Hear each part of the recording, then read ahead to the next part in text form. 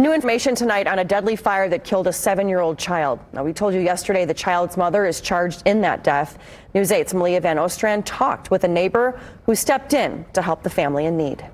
What started as a quiet afternoon in this rural neighborhood ended in heartbreak. Now, the mother of the child who died in this fire is facing multiple felony charges. And I spoke to a neighbor who not only saw the fire, but gave aid to the mother and the 3 children who did escape.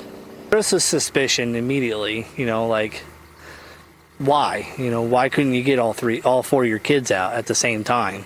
But, you don't immediately try to point fingers. This is video from June 5th of this year. A home engulfed in flames in Arlington. Investigators say 31-year-old Kirsten Bowers left the home and walked away at the time of the fire, leaving 4 children by themselves.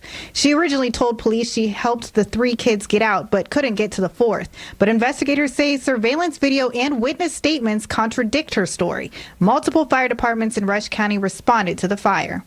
The flames were so intense they couldn't make entry immediately. The mom and the three of her children were outside of her house, weeping.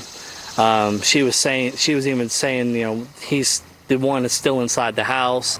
They couldn't find the child at first, so an officer came to me and asked me to go look around to see if maybe the kid got out from the back door and maybe hid somewhere. So I ran around the neighborhood trying to find the child, and unfortunately didn't have any luck. Deputies say 7-year-old David Bowers Jr. was found dead inside in the living room. His mother claims she fell asleep with a lit cigarette and then woke up to find her bed on fire. The kids didn't have any shoes on, so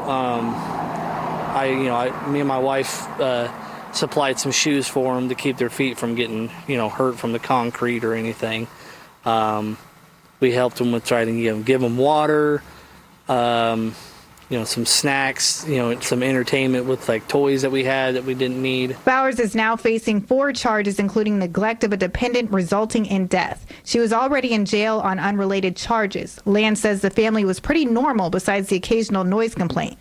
Land says the children's father was at work at the time of the fire, and the last he saw of him was the day after. While he was out here, I came by and, gave him a hug, told him sorry again, and, gave him a gift card to Goodwill to just try, like I said, just to try to keep helping them out with, trying to get back on their feet.